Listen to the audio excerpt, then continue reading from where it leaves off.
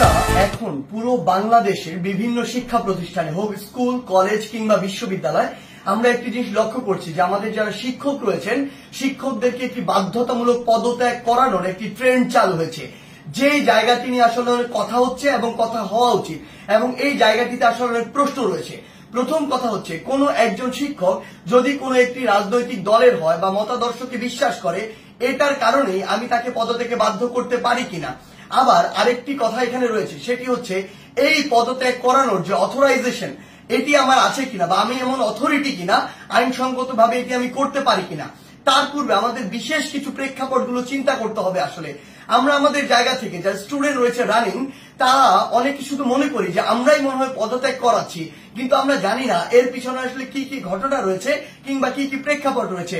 যেমন আমি আমার বিশ্ববিদ্যালয়ের উদাহরণ দিয়ে যদি বলি, এই বিশ্ববিদ্যালয়ে একটি দল শিক্ষকদের একটি দল যারা তখনকার ক্ষমতাসীন রাজনৈতিক দলের একটি মদতপুষ্ট তারা ছিল। সেই জায়গা থেকে তারা যখন আমাদের এই যে আন্দোলন এই আন্দোলনের বিপক্ষে দাঁড়িয়েছিল। আবার অল্প কিছু শিক্ষক আছে, এই সংখ্যাটি খুবই কম, তারা একদম নিউট্রাল জায়গা থেকে আমাদের আন্দোলনের পক্ষে দাঁড়িয়েছিল। আবার একটা বড় সংখ্যক শিক্ষক ছিল যারা আমাদের আন্দোলনের ঠিকই পক্ষে দাঁড়িয়েছে, কিন্তু তারা আমাদের স্বার্থ চিন্তা করে নয় বরং এই স্বার্থ চিন্তা করে দাঁড়িয়েছিল যে এরপরে যদি কোন রাজনৈতিক দল ক্ষমতায় আসে তারা ওই রাজনৈতিক দলের আসলে একটি গুরুত্বপূর্ণ স্টেক হোল্ডার, তখন তারা এই ফলটি ভোগ করবে। অর্থাৎ আলটিমেট এখানে দুইটি ভাগ রয়েছে। আমাদের এটি মনে করার কোনো কারণ নেই যে আগের যে দলটি ছিল যারা আমাদের বিপক্ষে ছিল তারা বাদ দিয়ে সবাই আমাদের পক্ষে, বরং ব্যাপারটি এমন নয়। আমরা যদি স্কুল কলেজের ক্ষেত্রে এই বিষয়টি লক্ষ্য করি তাহলে আমরা দেখতে পাবো হয়তো কোন শিক্ষক হয়তো আওয়ামী লীগের রাজনীতির সাথে জড়িত ছিল, কিন্তু থাকে বলেই তাকে আমি পদত্যাগ করাতে পারি কিনা বা করানো উচিত কিনা। যে কেউ যে কোনো রাজনৈতিক আদর্শে বিশ্বাসী হতে পারে, কিন্তু আমার প্রশ্নটি হচ্ছে ওই রাজনৈতিক আদর্শে বিশ্বাসী হয়ে তিনি কি ক্ষমতার অপব্যবহার করে শিক্ষার্থীদেরকে চরমভাবে বাধা দিয়েছেন কিনা, শিক্ষার্থীদেরকে হেনস্থা করেছেন কিনা, কিংবা শিক্ষার্থীদেরকে কোনো একটি বিপদে ফেলেছেন কিনা, এই বিষয়গুলো আমাদেরকে লক্ষ্য রাখতে হবে।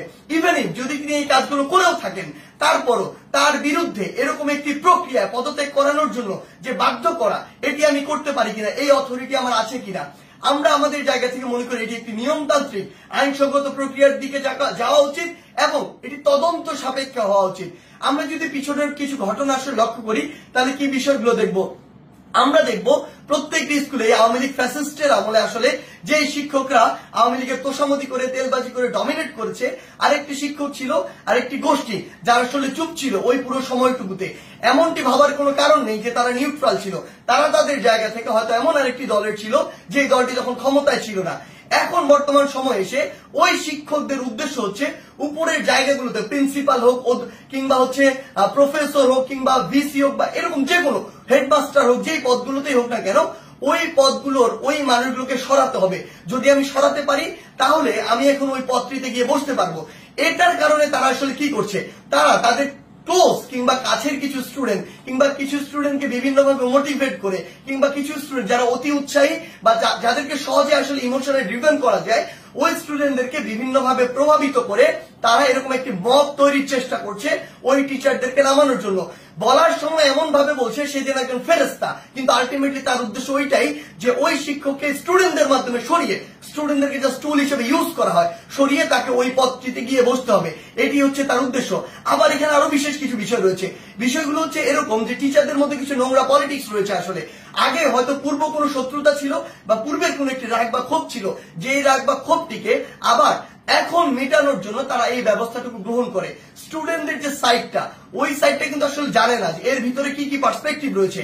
এই টিচারগুলো দেখা যায় কিছু স্টুডেন্টকে ব্যবহার করে, আশেপাশের কিছু ছেলে যেই ছেলেগুলো আসলে এরকম কোনো কিছু চিন্তা না করে কিছু টাকা দিয়ে ওই ছেলেগুলোকে প্রভাবিত করা যায় কিংবা অন্য কোনো সুবিধা দিয়ে প্রভাবিত করা যায় কিংবা পরবর্তীতে কোনো একটি পদ পদবীর সুবিধা দিয়ে আসলে ওই ছেলেগুলোকে প্রভাবিত করা যায়।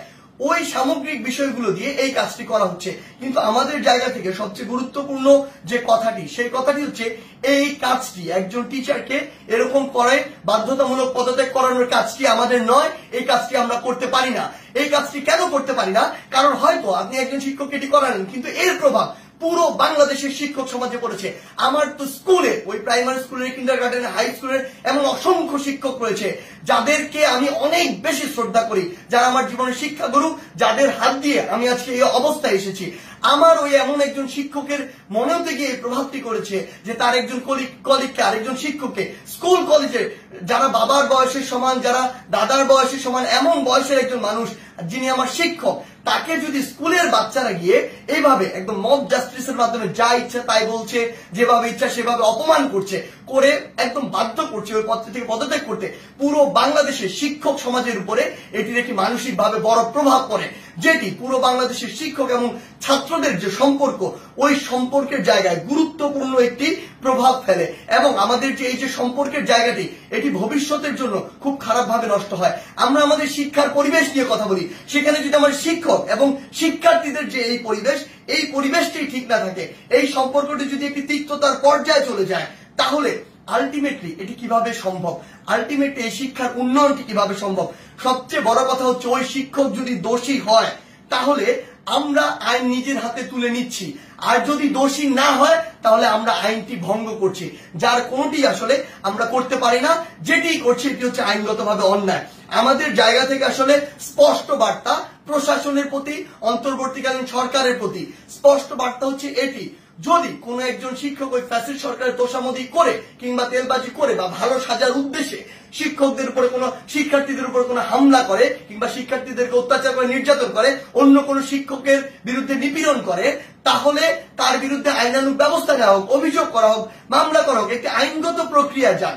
কিন্তু কেউ যদি এভাবে আইন নিজের হাতে তুলে নেয়, কাউকে যদি বাধ্য করে, আমি প্রশাসনকে এবং অন্তর্বর্তীকালীন সরকারকে আমাদের পক্ষ থেকে অনুরোধ জানাই, ওই সকল শিক্ষার্থীদের পিছনের উদ্দেশ্য কি, কে তাদের এই কলকাঠিটি নাড়ছে, কে তাদেরকে প্রভাবিত করছে, কি উদ্দেশ্যে প্রভাবিত করছে, এটি আপনারা তদন্ত করে ব্যবস্থা করুন। প্রয়োজন হলে ওই যে শিক্ষার্থী, যারা অল্প কিছু শিক্ষার্থী এটি করছে, সকলে কিন্তু এটি করছে না। আমরা বিভিন্ন বিশ্ববিদ্যালয়ে দেখেছি শিক্ষার্থীরা নিজে আবার ওই সম্মানিত শিক্ষকদেরকে তাদের শপথে ফিরিয়ে নিয়ে আসছে।